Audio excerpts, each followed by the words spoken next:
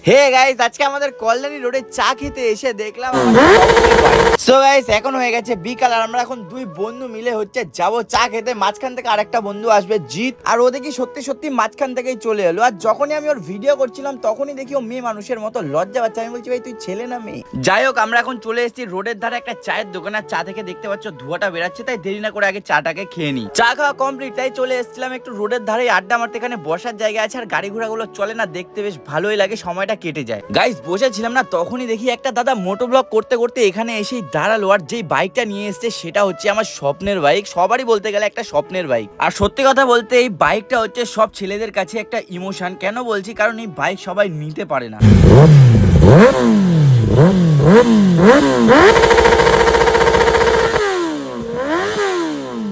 এই সাউন্ডটা শুনলেই না পুরো বুকের ভেতরটা কেঁপে ওঠে। আর যখন দাদা এই সাউন্ডটা করছিল তখন দেখি আশেপাশের লোক জড়ো হয়ে গেছে।